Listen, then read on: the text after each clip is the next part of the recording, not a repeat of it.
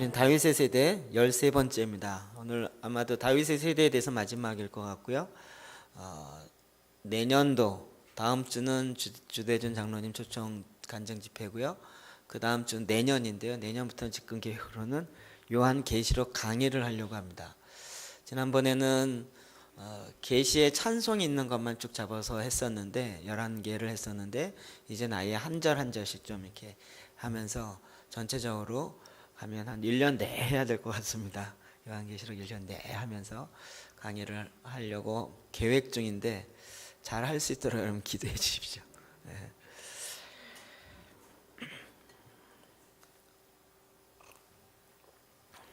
다윗의 세대 오늘 13번째, 다윗처럼 전쟁하는 세대. 저는 다윗의 장막과 다윗의 세대 관련된 좀 메시지를 제가 준비하면서 너무나도 많은 것들을 깨닫고 비밀들을 많이 보게 되어집니다. 다윗 왕과 다윗의 장막과 법궤가 회복되는 것이 정말 긴밀하게 연결되어 있다는 것을 최근에 이 말씀 준비하면서 알게 됐습니다. 이 세상의 임금은 성경에 누구라고 하죠? 이 세상의 공중의 권세 잡은 자. 이 세상의 임금은 사탄입니다. 근데 지금 저와 여러분을 뭐라고 인사했습니까? 왕 같은 제사장입니다. 지금 이 세상의 왕은 누구라고요? 사단입니다. 그런데 새로운 왕이 나타났다 그러면서 지들끼리 서로 인사하고 있습니다. 그러면 이쪽 왕이 보면서 뭐라 그러겠습니까?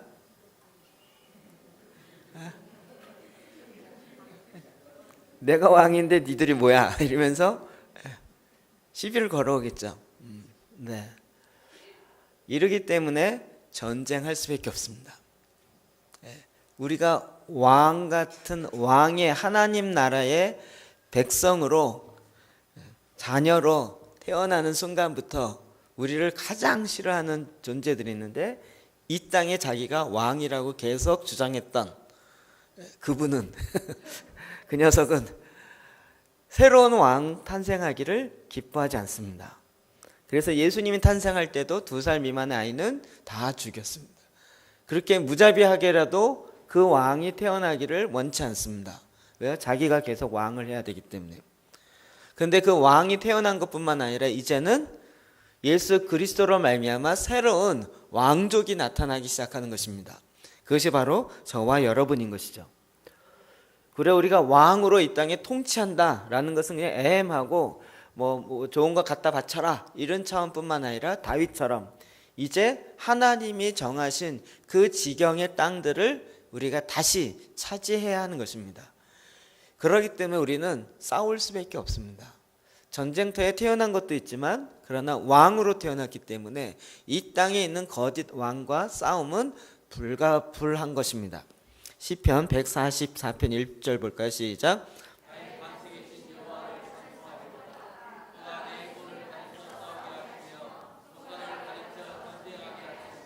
아멘. 나의 반석이신 여호와를 찬송하리라. 여기까지는 좋죠. 나의 반석이신. 그런데 그분이 어떻게 해요? 그가 내 손을 가르쳐 싸우게 하신대요. 하나님이 왜 다윗을 싸우게 만들었을까? 하나님 평화주의 아닐까요? 하나님은 싸움을 즐거워하실까요? 그런데 하나님이 하나님의 백성들로 하여금 싸우게 훈련시키십니다. 손가락을 가르쳐 전쟁하게 하시는도다. 제가 이제 이게 통합이 돼요. 하나님이 우리를 이 땅에 영적 전쟁할 존재와 이 땅을 다스려야 되는 이게 따로따로 놀다가 이게 왜 이렇게 같이 하나로 가야 되는구나. 우리는 맨날 영적 전쟁만 하냐 그러는데 영적 전쟁을 해서 다시 차지하도록 하나님이 우리를 훈련하십니다. 여러분이 하나님이 훈련하는 걸 받지 않으면 그냥 평안하게 있을 뿐입니다. 아무 일도 일어나지 않고 사탄도 건들지 않습니다. 왜냐하면 가만 놔둬도 아무 일 안 일어나기 때문에. 그러나 이제 자기의 정체성을 알고 하나님이 훈련하신 것으로 바로 일어나려 그러면 사탄이 그 낌새를 알고 계속 일어나지 못하도록 막을 수밖에 없습니다. 시편 18편 39절 시작. 주께서 나를 전쟁하게 하려고 능력으로 내게 띠띠우사 일어나 나를 치는 자들이 내게 굴복하게 하셨나이다. 아멘. 주님이 나를 뭐 하려고요? 전쟁하게 하셔. 할렐루야. 제가 이제 전쟁하는 것에 대해서 성경적 근거를 확실히 잡았습니다. 주님이 나를 전쟁하게 하시려고 내게 능력으로 띠를 띄우셨습니다. 능력으로 능하게 하시며 모든 능력으로 능하게 하세요. 하나님의 능력의 그 힘의 위력으로 역사하심을 따라 믿는 우리에게 베푸신 하나님의 능력이 얼마나 큰지를 마음의 눈을 떠서 알기를 원합니다. 근데 왜 능력을 주세요? 왜? 전쟁하라고요. 전쟁에서 다시 차지하고 회복하고 이기라고요. 그런데 능력은 많은데 전쟁을 안 하면 어떻게 될까요? 하나님 능력을 이미 주셔갖고 그리스도인으로 태어나니까 막 하나님 막 부어주셨잖아요. 그 힘에 넘치는 위력이 우리에는 넘쳐갖고 마구마구 넘쳐요. 근데 이것을 나가서 전쟁 안 하니까 교회 안에서 싸우더라고요. 교회끼리 싸우고요. 목사 장로 싸우고 성도끼리 싸우고 교구끼리 싸우고 뭐 주일학교 부속끼리 싸우고요. 왜 그래요? 그 힘에 싸워야 될 대상을 모르기 때문에 그렇습니다.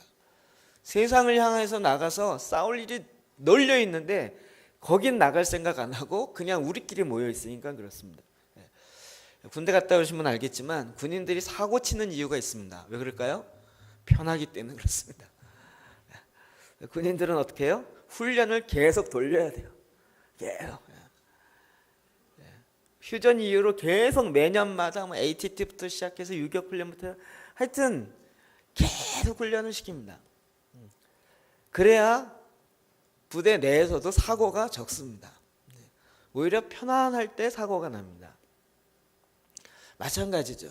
하나님이 우리로 하여금 전쟁하게 하려고 능력을 주시고 은사를 주시고 그 힘의 위력으로 역사하심을 따라 믿는 우리에게 베푸시는 그 어마어마한 것들을 이미 허락하신 것입니다. 제가 이거 하니까 너무 신나요. 저는 전쟁할 생각과 그동안 전쟁해왔던 것들 생각하면서 기분이 좋아요. 역대상 12장 20절 볼까요? 시작.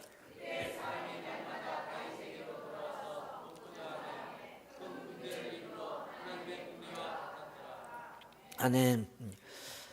하나님이 그때 사람이 날마다 다윗에게로 돌아와서 돕고자 다윗을 도와요. 왜요? 하나님이 지금 이 전쟁을 일으키고 그것의 가장 선두에 다윗을 세웠습니다. 그래서 그로 하여금 같이 싸우는 군대들을 한 큰 군대를 이루게 합니다. 이게 다윗이 모델인데 이 다윗의 모델은 다윗으로 끝나는 것이 아니라 하나님의 큰 군대와 같이 모였다고요.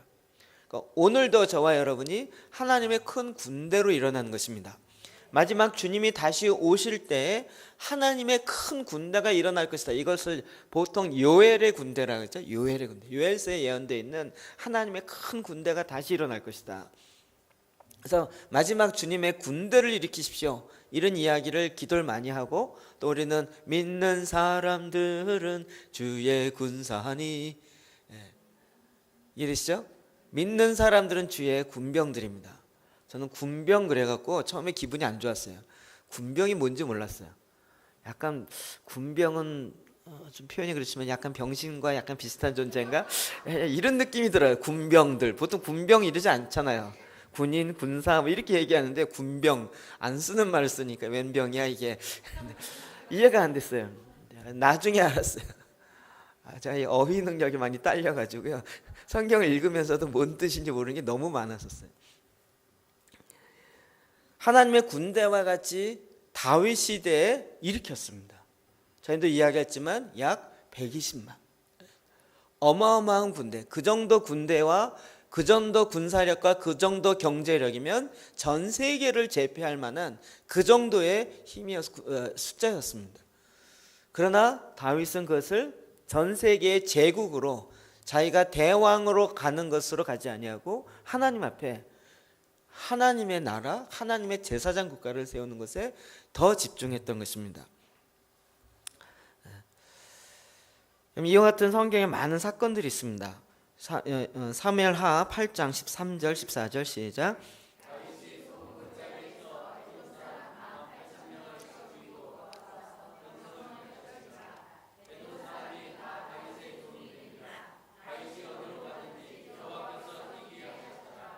아멘. 에돔 사람까지도 다윗의 종이 되었습니다. 이방인까지도 다윗의 종이 되어서 다윗이 어디에 가 다윗을 도왔습니다.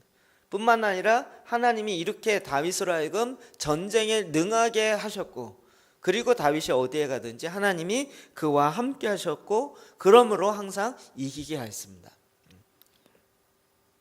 하나님의 도우심이 있습니다. 여러분, 이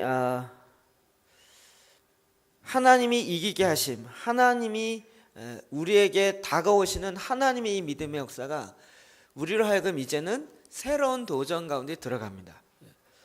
자, 요즘에 좀 이렇게 신나 있는 거 아시죠?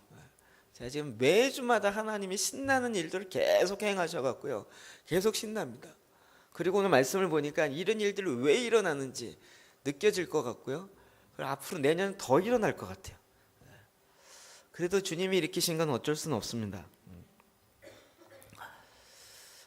우리는 여기서 다시 한번 하나님께서 우리를 보좌에 앉히셔서 다스리는, 통치하는 일들을 회복하게 하시는데, 그 통치하는 것은 전쟁과 관련되어 있습니다.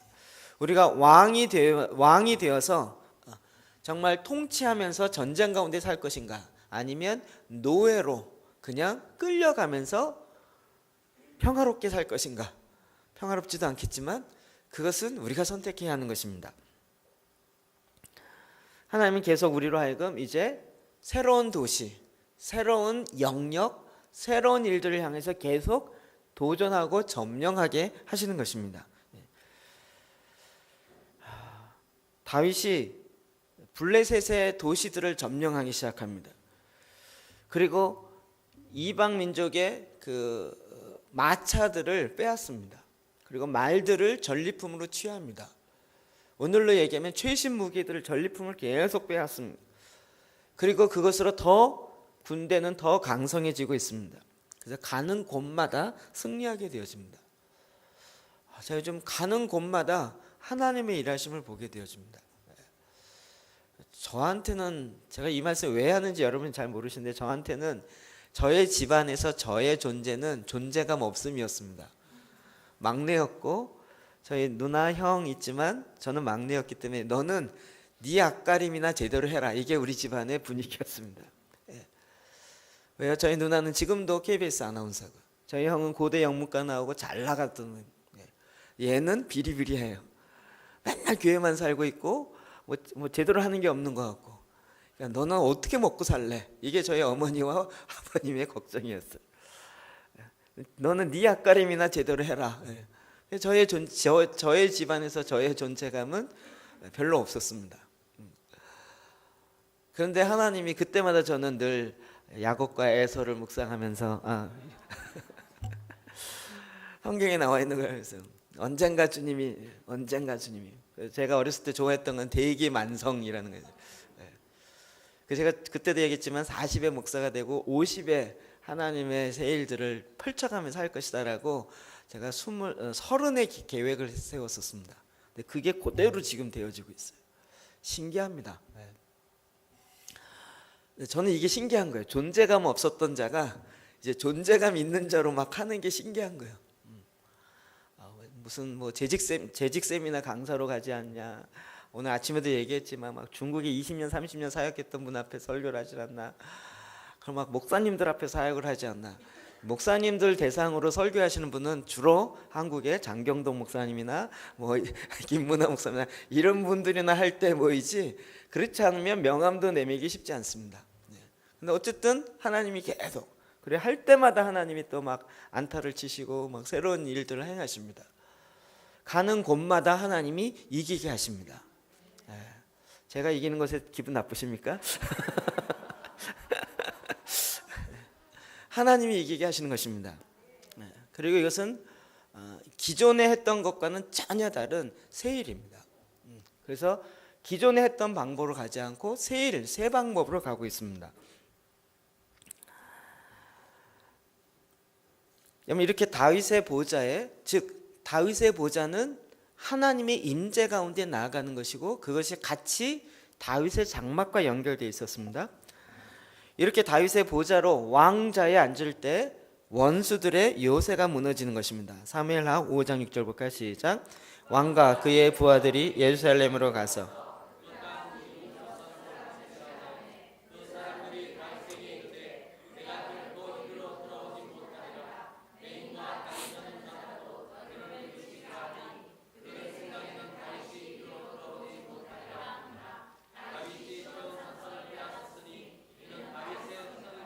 아멘.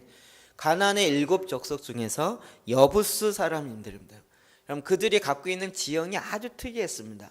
약간 이렇게 가운데 이렇게 뾰족 나와서 가운데 산이 올라가 있고, 그다음에 이렇게 해서 이렇게 우리가 제사기 때 이렇게 하잖아요. 히브리어 쉰자. 요런 지형이 있어요. 요 가운데 이렇게 있고요. 그걸 둘러싸고 있습니다. 그래서 이 여부스족들이 살고 있는 그 지역은 이렇게 공격해서 빼앗기가 쉽지 않은 곳이었어요.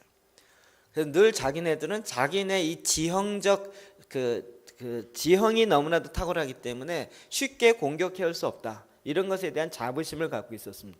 그래서 다윗을 향하여서도 네가 가는 곳마다 승리하지만 우리 성에는 들어오지 못할 것이다, 이러면서 오히려 다윗을 비아냥거렸습니다. 그런데 하나님이 그와 함께 하심으로 다윗이 그 성을 다시 빼앗았습니다. 그게 시온 산성입니다. 시온산, 무슨 상인지 아시겠죠? 그리고 그것을 이제 뭐라고 불렀어요? 다윗성이라고 불렀습니다. 많은 사람들이 지금도요, 기독교가 다시 일어나지 못하도록 어마어마하게 합세하고 있습니다. 요즘 신문마다 계속 나온 게 성탄절 그러면, 옛날에는 그래도 교회에서 뭐 이렇게 나오는데 요즘 교회 안 나오고요, 조계정에서 성탄절 예수님 탄생 축하합니다, 뭐 트리하고 이런 거 점등식 했다는 거 나오고, 또 다른 종교에서 성탄 축하한다 이런 거 나오고요. 정작 교회에서 하는 거 하나도 안 나와요. 희한해. 성탄절인데 다른 데서 축하한다 이런 것만 나와요. 가만히 보니까 지들끼리 연합돼 있어요. 지들끼리요. 그러면서 정말 예수님 얘기는 싹 없어지고 다 산타와 그 다음에 자기네끼리 종교 다원주의로 연합되어 있다라는 것으로 평화를 사랑하는 종교인들 뭐 이런 식으로 딱 이미지 메이킹하고 있습니다. 그리고 언론도 그것을 향해서 계속 이야기하고 있습니다. 가만히 보니까 오직 예수님만이 유일한 그리스도입니다 라고 얘기하는 이 사람들만 꼴통보수처럼 아주 이렇게 타협하지 않는 아주 고집불통의 사람들처럼, 고집쟁이들처럼 계속 그렇게 언론에서 비치고 있고 계속 그런 식으로 몰아가고 있습니다.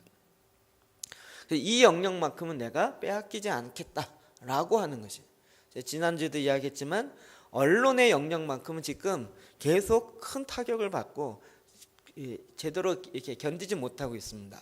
CTS 그렇죠, CBS 그렇죠, CGN TV 그렇죠, 국민일보 그렇죠. 다 지금 언론 영역에 어떻게 정복해야 될지 몰라서 그냥 영향력이라는 거 하나 때문에 갔다가 지금 재정난으로 결국은 다 재정난으로, 재정 문제로 지금 휘청휘청하고 있습니다. 계속 이 영역만큼 못 들어온다는. 교육도 그래요. 교육은 그래도 미션 스쿨을 많이 세워주고 이러면서 했는데 거기 거의 다 이제 점점점 빼앗기고 있습니다. 경제 영역은 워낙 돈으로 꽉 잡고 있었으니까 이제 교회도 글로 끌려가는 상황이고요. 이런데 자꾸 못 들어오게 하네요. 못 들어요. 그런데 그 가운데 들어가서 다윗성을 세운다고요. 얼마나 이게 신나는 일입니까? 얼마나 하나님이 그 일을 하게 하세요. 역대상 11장 9절 볼까요? 시작.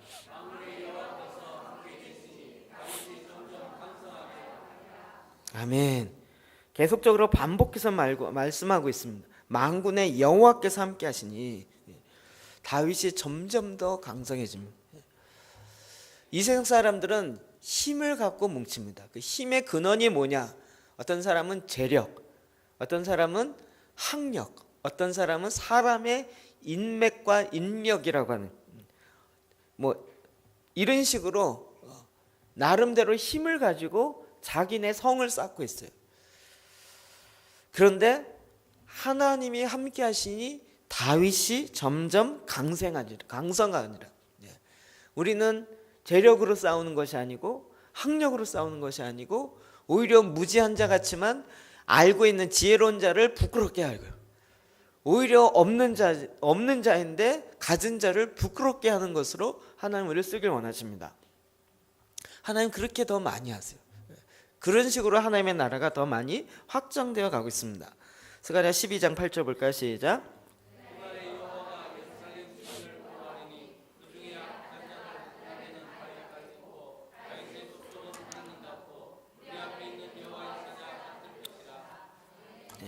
그래서 이스라엘의 역사 중에 다윗 같겠다. 이게 스가랴에서는 한창 뒤 얘기입니다. 하나님이 다시 회복해 줄 것인데 회복하는 그날에는 여호와께서 예루살렘 주민을 보호하려. 지금 예루살렘 회파되어지고 무너지고 성도 무너지고 그 찬란할 때 솔로몬 성전 무너져 있지만 그러나 다시 보호하고 그 중에 약한 자가 그날에는 누구 같아요? 다윗 같겠다. 다윗의 족속은 하나님 같고 무리 앞에 있는 여호와의 사자 같을 것이라. 하나님이 이 시대에 지금 다윗과 같은 저와 여러분을 일으킨다고요. 다윗과 같은 자, 다윗의 가족과 같은 자,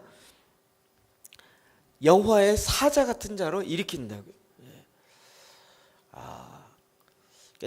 이게 이제 목소리 변할 만하죠. 우리가 이제는 이 땅에 대해서 더 이상 도망가는 자가 아니요, 일으키는 자. 여호와의 사자처럼 일으킬 것입니다. 제 말씀 준비하면서 굉장히 재밌는 건 제 얘기를 자꾸 해서 좀 쑥스럽고 또 그렇긴 하지만 가끔 이제 소문을 듣고 전화가 와요. 이번에도 지금 그분이 저는 이제 왜 그런지 알기 때문에 김정철 감독의 제3의 성전 상영을 하는데 본인이 바쁘니까 거기에 부감독 되는 분을 이렇게 연결을 해줬어요. 제가 그분하고 계속 통화하면서 이번에 티켓은 인터파크에 이렇게 합니다. 뭐 이렇게 계속 얘기하고 있어요. 전화 통화만 했어요. 한번 올게요 그러면서 본인이 바빠서 못 와요. 어제도 또 전화 왔어요. 포스터가 이번 주 나오는데 26일 날까지 저희 교회로 보낼 테니까 일단 우리 교회에서 일단 전체 안산에 좀 뿌려달라는 거예요. 알았다고. 그런데 전화할 때 제 목소리를 들어보면 이 전화 목소리는 거의 애 같거든요. 그러니까 이분이 차 감독인데 전화하다 보면 자꾸 말을 놓으려 그래요. 그러세요? 뭐 그런데 목사니까 놓진 못하고 비슷하겠다 이런 생각이 드나 봐요. 근데 저는 이런 경우 하도 많이 해갖고요. 그러면 뭐 그냥 예우상 뭐 이러냐고. 그러다 정작 딱 만나면 갑자기 놀래요. 이렇게 연세가 많으신지 뭐 미처 몰랐다고. 아마 전화 목소리만 들으면 더한 거예요.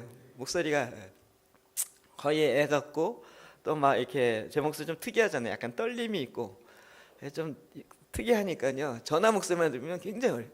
정말 WTM의 회장 만날 때도요. 전화할 때 그러세요? 뭐 어쩌죠 그래요.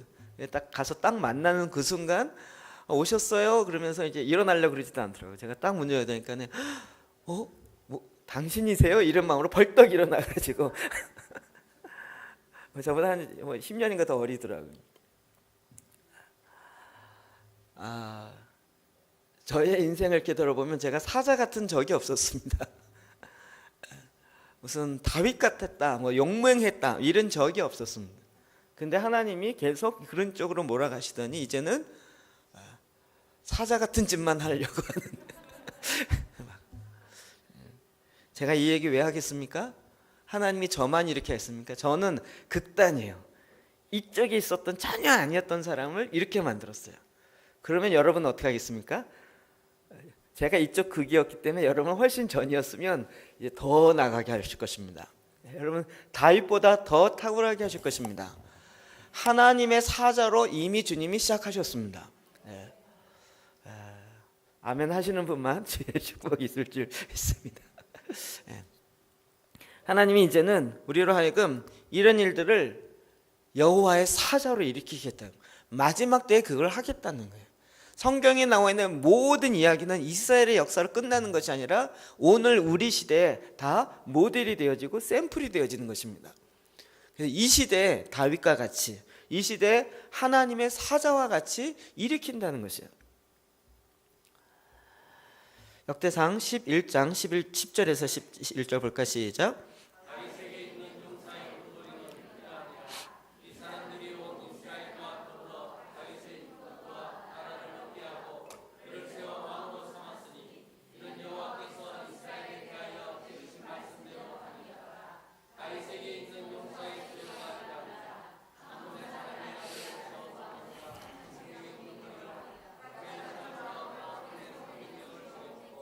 아멘.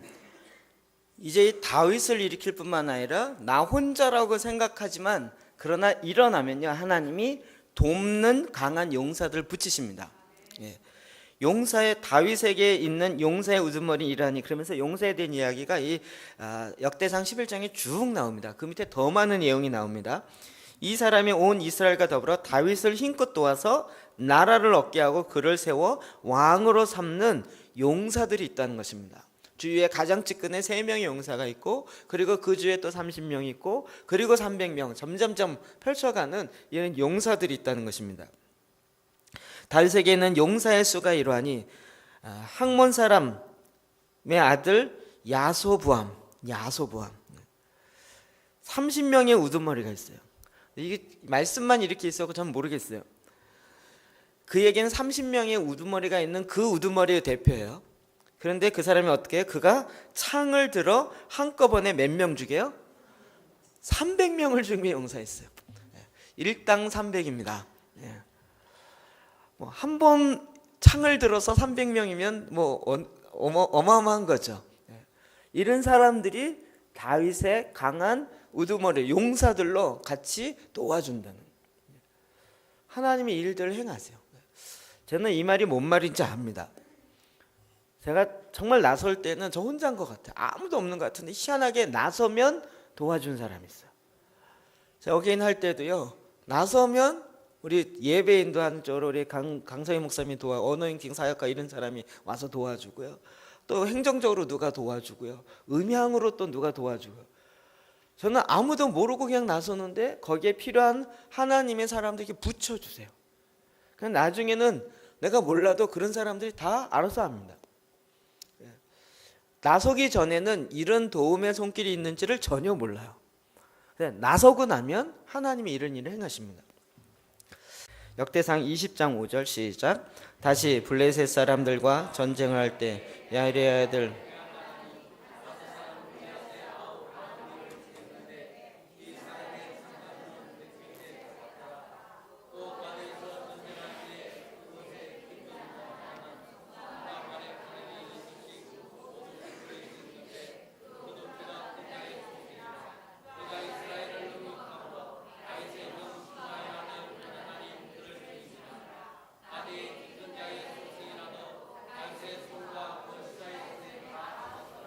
아멘.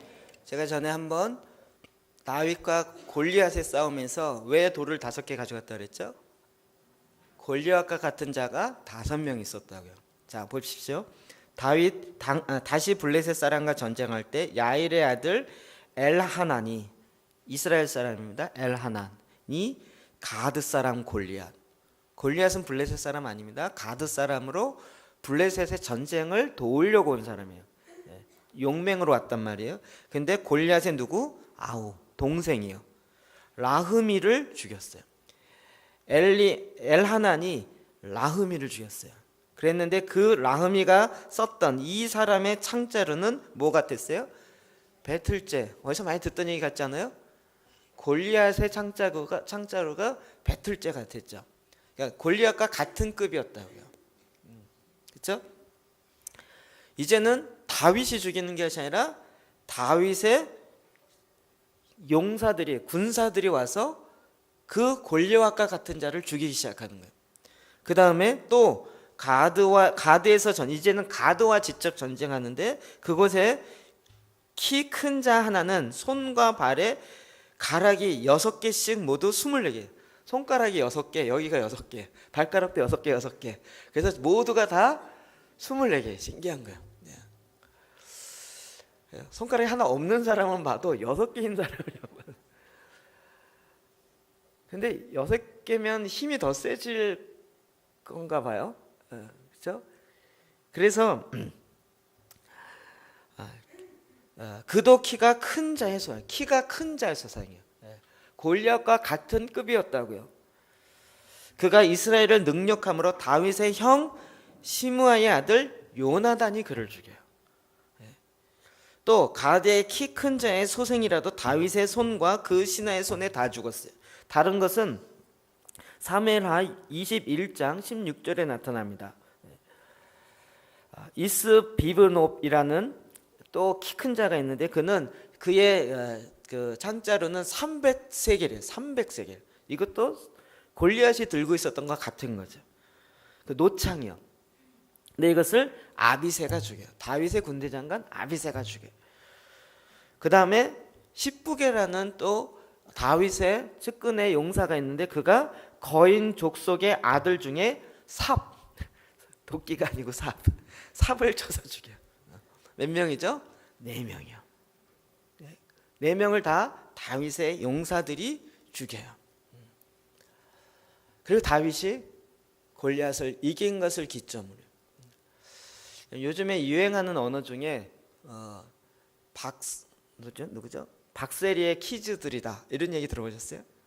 박세리 퀴즈들이죠. 그러니까 박세리가 골프에서 그 뭐죠 그게 LPGA 거기서 1등하는 걸 보고 그때 뭐 5살 6살 있던 그런 아이들이 나도 저 언니처럼 될 거야 이래 갖고 가갖고 지금 LPGA에 주름 잡고 있는 많은 낭자들이 있는 거죠.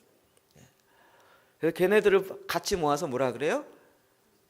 박세리의 퀴즈들이요. 왜요?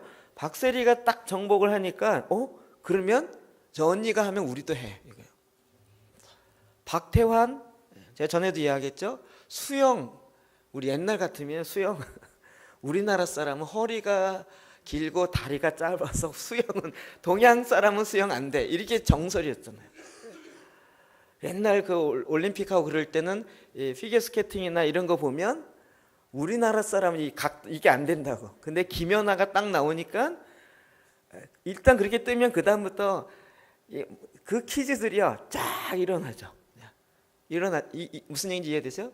다윗이 골리앗을 이기니까요 그의 퀴즈들이 다윗 퀴즈들이 쭉 나타나서 골리앗 같은 자를 죽이기 시작하는. 저는 이 전략을 뭔지 압니다. 제가 왜 안산에 집중하니까요. 다른 데도 할 일 참 많고 우리가 가서 좀만 도와줘도 많이 도움을 받을 수 있는데 많아요. 그걸 떠나서요. 일단 여기서 전문 용어로 숍을 봐야 돼요. 여기서 일단 그래서 이 한 도시가 바뀌어지는 것만 보면요. 그 다음부터는 퀴즈들이요. 아니 안산에 하면서 어쩔 수 없이 사는 그 안산이 변화되어진다면 우리 대전은 우리 부산은 우리 대구는 이러면서 안 일어나겠냐고. 안산이라 그러면 어디 있는지 잘 몰라요. 안산 그러면 지금도 한국에서는 이상 공장만 있는 줄 알아요. 공단 있고 그리고 조금 더 알면 살인사건 하면 그 토막 내갖고 묻는 곳 이런 거 주로 안산이에요. 그런데 그런 곳에 변화가 일어났다. 이거 완전히 비디오 4에 트랜스포메이션 4에 나올 만한 일은 아니에요. 전혀 불가능할 것 같은 그런 상황 속에서 드디어 하나님의 역사가 일어나기 시작하더니 트랜스포메이션 되셨어요. 거기에 하나님의 임재의 도시가 되고 변화가 일어나는. 이게 뭘 통해 돼요? 다윗의 퀴즈를 통해서 되어지는. 근데 지금 하나님이 그런 일을 막 일으키시는 거예요. 제가 의도한 건 아니지만 26일 날 오전에는 거기서 말씀을 전하고 말씀으로 기도를 하고요. 저녁에는 그때 얘기했던 26일 날 초등학교 세개 초등학교 선생님 모여서 하는 기도 모임에 그걸 해야 돼요. 제가 몰랐어요. 제 스케줄표에 적다 보니까 그게 또 오후 5시 있는 거예요. 오전에도 그거 해야 되고 오후에도 하나님이 자꾸 이게 뭐에다 쓰려고 하는지. 하나님이 저를 개인이 사자같이 만들었겠습니까? 전쟁에 능하게 하려고 여기저기 써 먹으시려고. 근데 저에서 끝나겠습니까? 그렇죠? 제가 하는 걸 보면 목소리 큰 다른 목사님들은 저렇게 목소리 희한한 사람도 하는데 난 왜 못해? 이러면서 일어나겠죠? 여러분은 또 가만히 있겠습니까? 여러분이 이미 일당 300입니다. 돕는 성은 일당 300이에요. 여기 지금 몇 명 있는 거예요? 적게 봐서 50명 봐도 300하면 1500명. 할렐루야. 이러면서 1500명 맞나요? 그러면 뭐 어마어마한 거죠. 아무것도 움직이지 않는 1500명과 사자처럼 일어나는 50명은 차원이 다른 이야기입니다. 하나님 마지막 때 이렇게 용사로 일으키는 것입니다. 저와 여러분이 이제 이와 같은 다윗의 용사로 일어나는 것입니다. 여러분 다윗의 용사로 일어나시길 주의 이름으로 축원합니다. 네. 제가 금요일 날 얘기를 안 했죠. 오늘 아침에 했던 이야기 뒷이야기를 했어요. 안산에 있는 중국인 그 이주민 사역하시는 목사님들과 같이 모임을 끝나고 식사를 했습니다. 그리고 이야기를 나눴습니다. 얘기하다가 제가 분위기 또 뭐 엉뚱한 데로 갈 것 같아서 선교사님한테 대만 이야기, 홍콩 이야기를 좀 하세요 그랬어요. 대만 이야기를 하세요 그랬어요. 대만 얘기했나요 이 얘기? 네. 그랬더니 대만에 있어요. 그 정성현 선교사님이 대만에 사역을 하셨고 그 다음에 지난번에 3년 전에 대만에 1년인가 안식년을 갔다 왔어요. 2009년에. 근데 2009년부터 10년, 11년, 12년까지 3년 동안 대만이 바뀌었어요. 그게 뭐냐면 3%의 크리스찬에서 9%의 크리스찬으로 바뀌었어요. 거기가 2천만 명, 대만의 인구가 2천만입니다. 1%면 얼마죠? 20만? 네, 그 3%면 60만. 대만이 60만의 크리스찬이었습니다. 작죠. 그런데 3년 만에 3배가 됐어요. 곱하기 3 하면 180만. 그렇죠? 180만이 됐어요. 10명 중에 하나. 그러면 근데 이 사람들이 그냥 된 교회만 다니는 크리스찬들이 아니라 기도의 재단을 쌓고 마구마구 일어나는 9%가 되는 거예요. 지난번 잠깐 얘기했지만 존 멀린 목사 한국에 매년 왔었는데 반응을 안 하자 포기했었어요. 그만 와야겠다.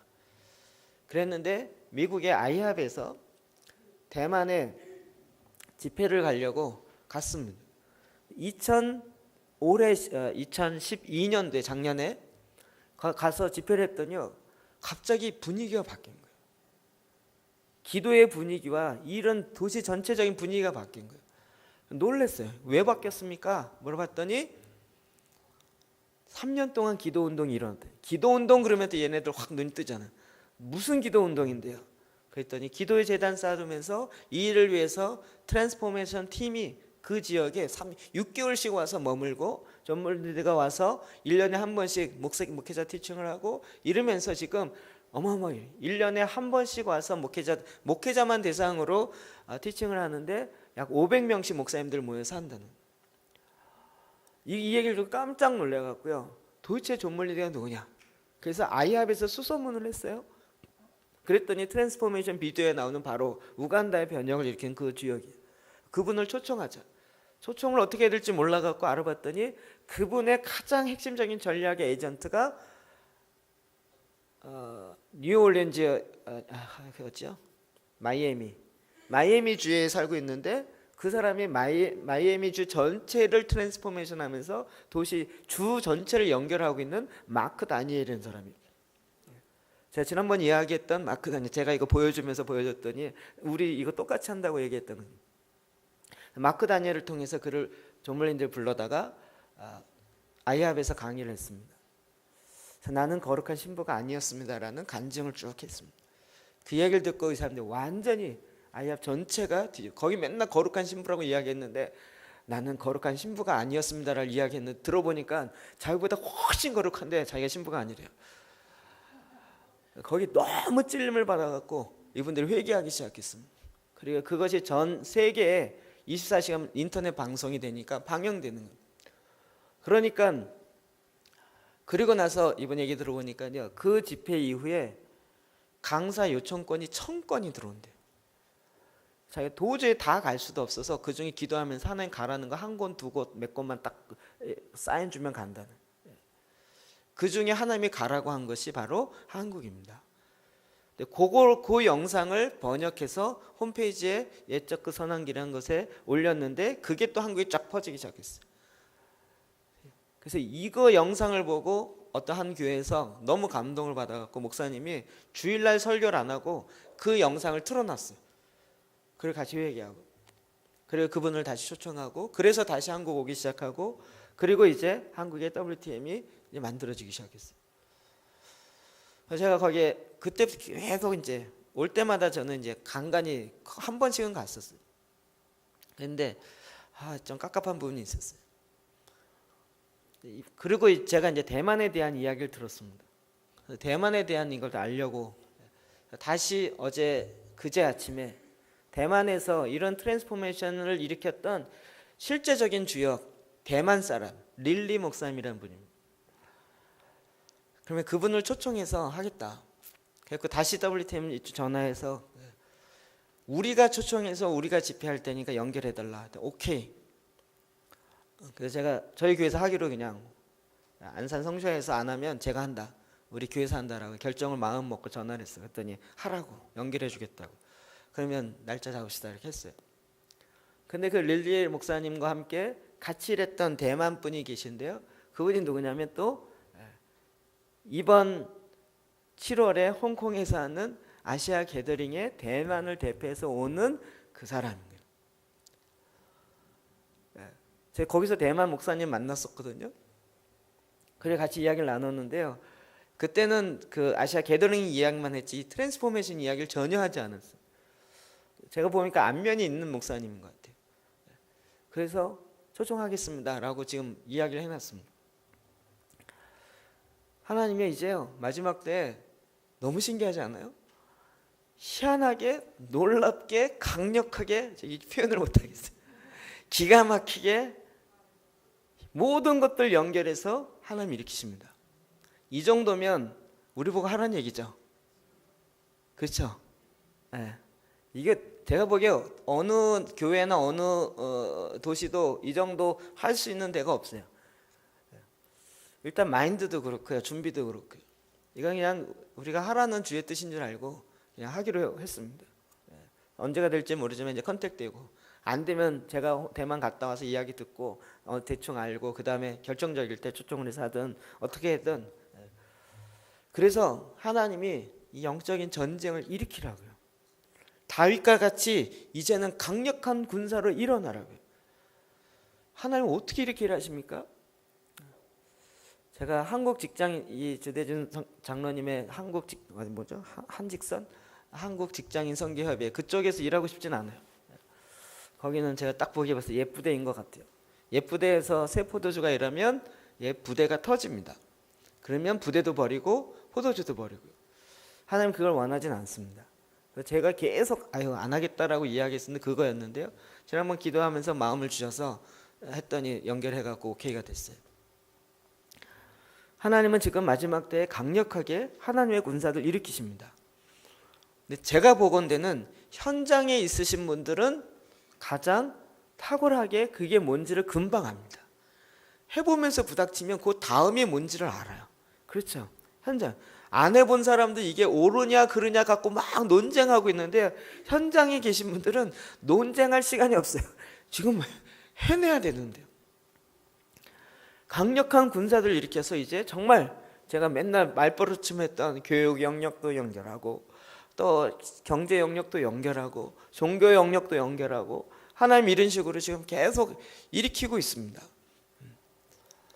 그냥 떠오르는 저 검은 구름이 손바닥만한 게 올라와도 하나님은 어떻게 일하실지가 보여지는 거죠. 이제 여러분들 다 가셔야 돼요. 강한 용사로 일어날지어다. 강한 군사로 일어나요. 놀라운 것은 그 다음입니다. 사무엘하 5장 7절 시작. 아까 그 여부스 족속이 우리는 못 들어오겠다라는 고산이요. 그 성을 빼앗아서 시온 산성을 빼앗아서 그 성을 다윗성이라고 그랬어요. 여러분 다윗성은 독특한 의미가 있습니다. 그리고 거기다가 다윗이 법궤를 갖고 오면서 다윗의 장막을 짓죠. 우리는 예루살렘을 미리 아니까 이런 감각을 못 느껴요.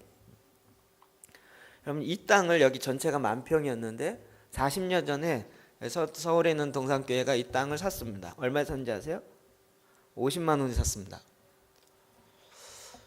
여러분 이걸 미리 알았으면 어떻게 했을 것 같으세요? 물론 그 당시 50만 원과 지금은 굉장히 차이가 크죠. 그럼 신라의 수도가 어디였죠? 경주였습니다. 신라가 생기기 전에 신라의 수도가 경주가 될 거라고 미리 아는 사람은 어떻게 할까요? 대충 거기 가서 살고 있고 뭐 그냥 벌려진 땅에 이렇게 말뚝 박아서 알겠죠? 지금 예루살렘이 예루살렘이지 않을 때 그냥 이방 여부수족의 산성이었습니다. 그럴 때는 그냥 거기가 예루살렘이고 하나님의 도성이고 이렇게 생길 거라고 생각지 않았습니다. 근데 다윗이 그 성을 빼앗고 그 성에다가 다윗성이라고 이름을 붙였습니다. 시편 146편 10절 시작. 시온아 여호와는 영원히 다스리고 내 하나님은 대대에 총차시르다. 할렐루야. 이제 시온에 대한 시온에 대한 이야기를 계속하고 있어요. 시온아 여호와는 영원히 다스리라. 시온에서 다스린다고. 여러분 그 당시 성막이 어디 있었어요? 저 위에 실로에 있었습니다. 실로라는 지방입니다. 자꾸 말장난하려고 해서 실로라는 곳에 있었어요. 너무 썰렁한 농담이죠.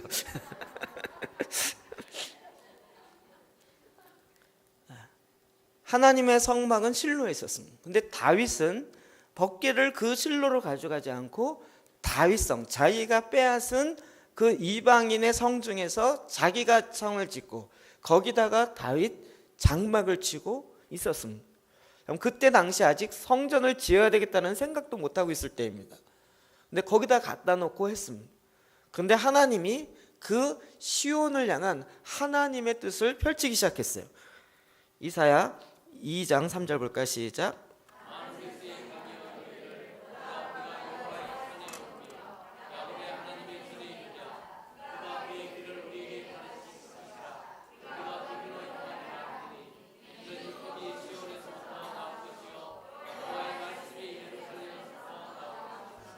아멘. 이는 율법이 어디서부터 나와요? 시온에서 나와요. 왜 시온이에요? 성막은 실로에 있는데 새로운 장소가 지금 다윗이 정해놓고 그곳에 법궤를 갖다 놓고 그리고 그곳에 성전을 졌습니다. 근데 하나님이 이것을 인정하세요. 그리고 이 시온에서 율법이 나온다. 놀라운 거죠. 여러분 미리 알았으면 어떻게 한다고요? 그 땅을 사는다고요.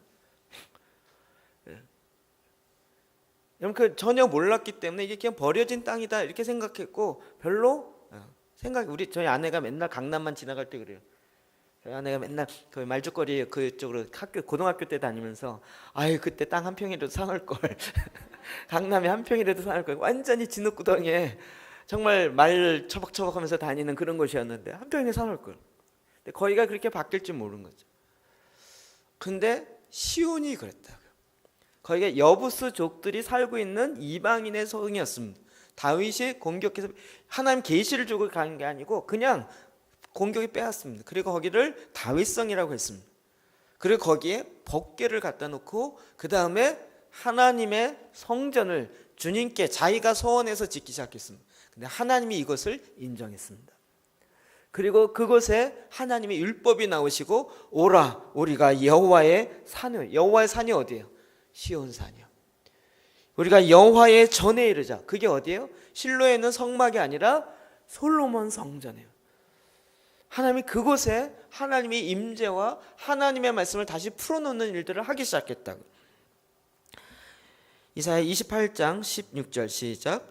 그러므로 주 여호와께서 이같이 이르시되 보라 내가 한 돌을 시온에 두어 기초를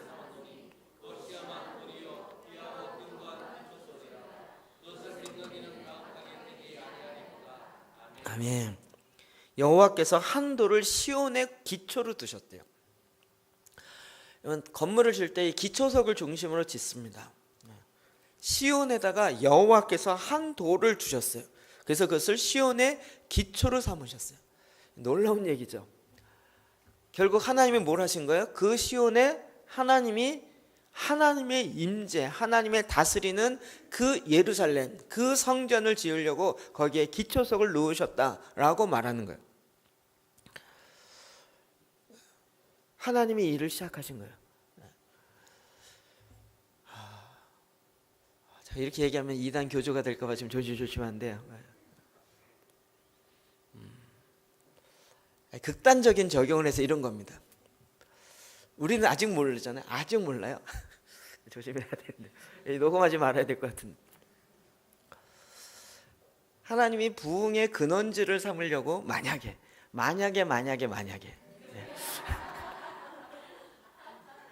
여기를 택했어요. 군자봉회과 이곳을 택하였어요. 그렇죠? 그래갖고 하나님 이곳에 임하시려고 그러는 거예요. 그런데 사탄이 1000년 전에 알고 여기를 자기네 땅이라고 해갖고 완전히 1000년 동안 제사 드리고 아예 기독교인은 업신도 근처에 오지도 못하게 하고 막 이렇게 했어요. 근데 웬 이상한 목소리를 갖고 한 놈이 자꾸 오더니 민가도 없는 이런 건데 교회를 다 하겠다 그리고 여기다 하더니 그리고 여기서 이상한 짓을 하는 거예요.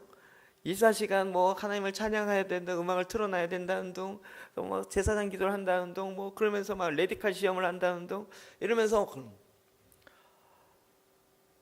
그래서 저 군자봉이 이제는 왕의 영정을 섬기는 게 아니라 하나님을 섬기는 산으로 바뀌어져요. 그 사람들 뭐라 그러겠어요? 야, 우리가 그 부흥의 진원지를 가자. 그러면 어디로 갈까요? 여호와의 산에 올라가자. 그러면 어디를 갈까요? 이런 거라고요. 이해되세요? 만약이라고 제가 붙였습니다. 여기가 아니라 만약이라. 하나님께서 기초절을 놓으셨다. 물론 저는 그 장소를 이야기하지 않습니다. 우리가 신약에 가면 어떻게 되죠? 건축가의 버린 돌이 하나님이 기초석을 삼으셨다고요. 오히려 유대인들이 버린 예수 그리스도를 하나님이 그를 기초석으로 만드셔서 그 반석 위에 내 교회를 세우겠다 이렇게 얘기하셨습니다. 그래서 저와 여러분을 하나님 에베소에 보면 거룩한 산돌이 되어서 함께 지어져 간다. 하나님이 거하시는 거룩한 성전으로 저와 여러분, 우리의 모든 기초 반석은 오직 예수 그리스도요. 그 반석 위에 내가 내 교회를 세우리니 음부의 권세가 이기지 못하리라. 우리 눈에 보이는 그런 건물보다도 예수 그리스도의 그 기초석, 그것을 시온에 두시고 거기다가 집을 짓기 시작했어요. 하나님의 집이에요. 하나님이 지금도 저와 여러분 가운데 이 반석에, 이 기초석 위에, 예수 그리스도 위에 이제 집을 짓기 시작해요. 그 말씀 위에 집을 짓기 시작해요. 그와 같은 교회를 이 세상이 감당치 못한다고요. 하나님이 그렇게 집을 짓는 다윗을 일으켰어요. 그리고 다윗을 통하여 시온을 정하고 그 시온의 도시가 예루살렘이 되게 하고 그곳에 예루살렘 성전이 있게 하고 그곳에서 이제 모든 만국을 다스리게 하는 거예요. 주님이 다시 오시면 그것이 회복될 거라는 거 우리 계시록 통해서 조금 알죠? 그곳에서 진정한 통치가 회복되는 거예요. 그래서 왕으로 다스리는 것과 하나님의 성전의 보좌가 있는 것과 이게 같이 연결되는 거예요. 그 전에는 이게 따로따로 분리됐어요. 그런데 다윗을 통하여 이게 하나로 통합되었습니다. 이제 저와 여러분을 통하여 하나님 이걸 하나로 통합하시기 시작합니다. 왕 같은 제사장이 이제는 전에는 왕 따로 제사장 따로였는데요. 이걸 하나로 통합하기 시작해요. 왕 따로 제사장 따로 하니까 학교 가서 하나님의 나라를 이루려니까 거기에 제사장이 따로 가야 돼요.